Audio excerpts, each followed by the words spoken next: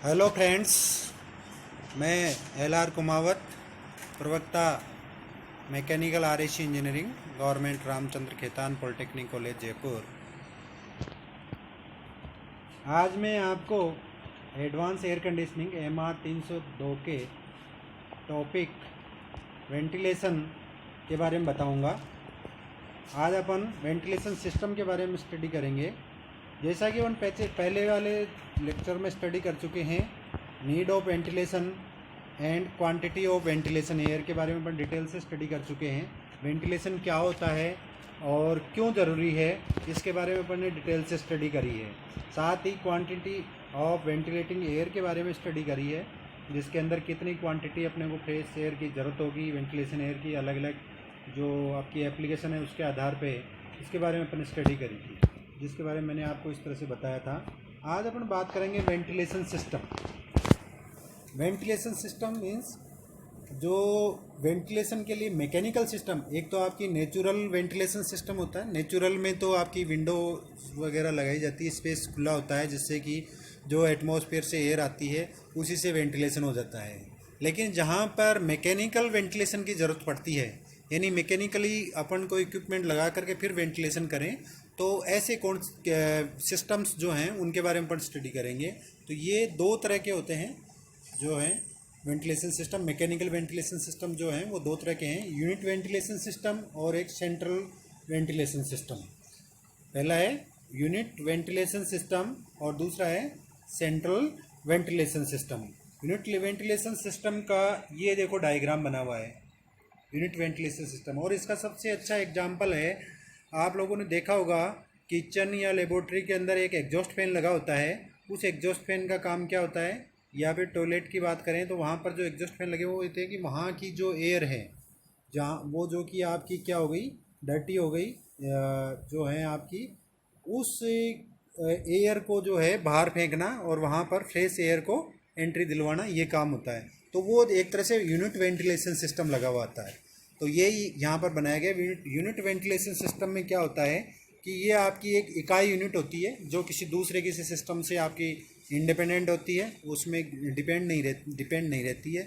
इसको जो है दीवार के ऊपर की साइड में लगाया जाता है, जिसमें कि एक आपका मोटर पे एग्जॉस्ट फैन लगा होता है, और वो एक हाउसिंग बना करके जिस तरह से इसमें दिखा रखा है, हाउसिंग के अंदर उसको फिट कर दिया जाता है। बाहर जो है लोअर्स लगे होते हैं, जिनके द्वारा जो है एयर जो है रूम के अंदर से एयर को सक करके बाहर ये आपका थ्रो करता है, और रूम के अंदर या किसी सिस्टम द्वारा या नेचुरली एयर आपकी फ्रेश एयर एंटर करती रहती है।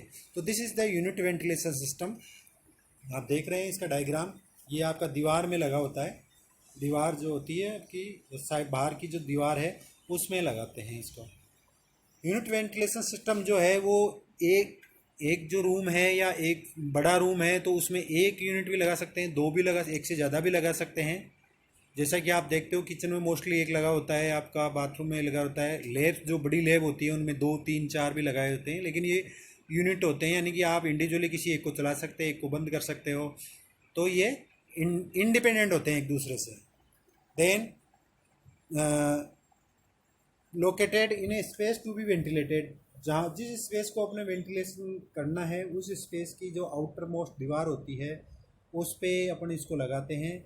इसमें जो है कोई डक्ट का यूज़ नहीं लेते हैं, यानी जो डिस्चार्ज किया जाता है वो डक्टलेस होता है, और आपका सक्शन भी इसमें डक्टलेस होता है, यानी इसमें किसी तरह की डक्ट का उपयोग अपन नहीं करते हैं। ये जो है स्मॉल एरिया में ज़रूरत पड़ती है, और जहाँ पर डक्ट लगाने के लिए कम स्पेस उपलब्ध है या पर्टिकुलर छोटे से एरिया को ही अपने को क्या करना है, वेंटिलेशन करना है, तो अपन यूनिट वेंटिलेशन सिस्टम काम में लेते हैं। अदरवाइज़ तो अपन जो है सेंट्रल वेंटिलेशन सिस्टम काम में लेंगे, जिसके बारे में अपन पढ़ेंगे। यूनिट वेंटिलेशन की कॉस्ट कम आती है।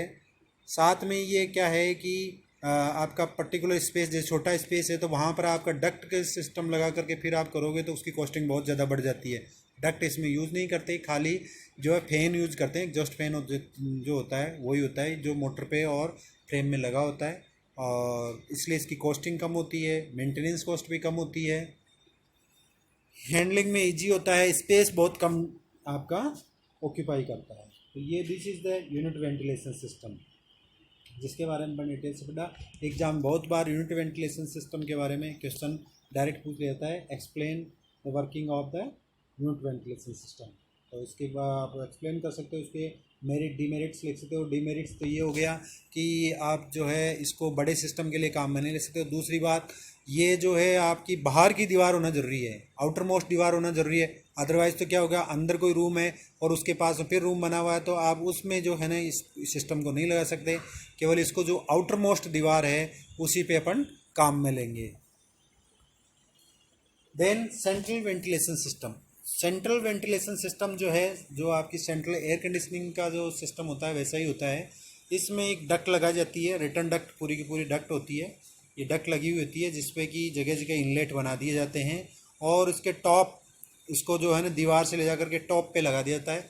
ये जो है डक्ट आपकी पूरी बिल्डिंग के अंदर हो सकती है, एक पर्टिकुलर रूम की नहीं, पूरी बिल्डिंग के लिए एक ही डक्ट काम में ले सकते हैं। उसकी ब्रांचेज निकाल निकाल के अलग अलग जगह, अलग अलग रूम में ले जा सकते हैं, अलग अलग स्पेस में ले जा सकते हैं और वहाँ पर अलग अलग जगह ओपनिंग दे सकते हैं। फिर इसके अंदर जो है ना ऊपर ही ऊपर, छत के ऊपर या बाहर की साइड में अपन एक जो है ना सेंट्रीफ्यूगल ब्लोअर लगा देते हैं, ब्लोअर फैन लगाते हैं बाहर, जो एग्जॉस्ट का काम करता है। ये ब्लोअर फैन चलता है तो अंदर से एयर को सक करता है और जिसके कारण से जो है डक्ट के द्वारा इनलेट से डक्ट में आती है एयर, डक्ट से आपकी एग्जॉस्ट पे आती है, ऊपर एग्जॉस्ट फैन पे आती है और बाहर एनवायरनमेंट में फेंक दी जाती है। और इस तरह से जो है आपकी जो स्पेस पूरी बिल्डिंग दे रखी है उसका आपका वेंटिलेशन होता है। इस तरह से इसमें जो है मोस्ट इम्पोर्टेंट बात यह है कि उसमें पूरा काम जो है ना डक्ट वर्क होता है। इसमें आपका जो एक फैन लगाते हैं वो सेंट्रली एक ही फैन काम में लेते हैं।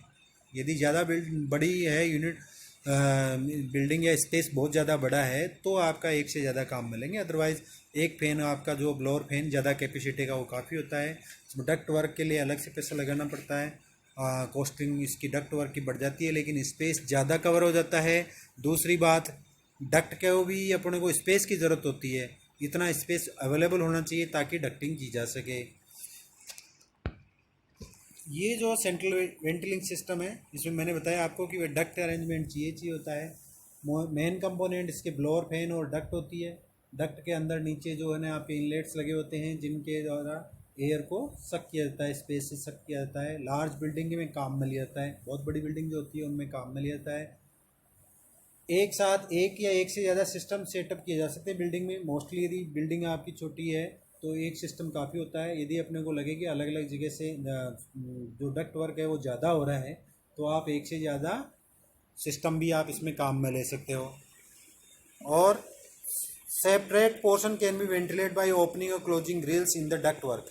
डक्ट वर्क में जो ग्रिल्स लगी होती हैं उनको इस तरह से भी अपन डिज़ाइन कर सकते हैं कि भाई जो केवल एक पर्टिकुलर रूम को आपको खाली नहीं करना है वेंटिलेटेड, दूसरे को करना है तो उसको जो है ना उसकी ग्रिल्स को बंद करके वहाँ के उसकी जो है आपकी वेंटिलेशन को रोका जा सकता है, दूसरे कमरे को आपको वेंटिलेशन किया जा सकता है।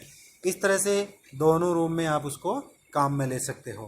तो ये आपका सिस्टम वेंटिलेशन सिस्टम है, सेंट्रल वेंटिलेशन सिस्टम और यूनिट वेंटिलेशन सिस्टम। एग्जाम में दोनों में से किसी एक के बारे में पूछते हैं। सेंट्रल वेंटिलेशन सिस्टम जो है लार्ज बिल्डिंग के लिए काम में लेता है, इसकी इनिशियल कॉस्ट ज़्यादा होती है।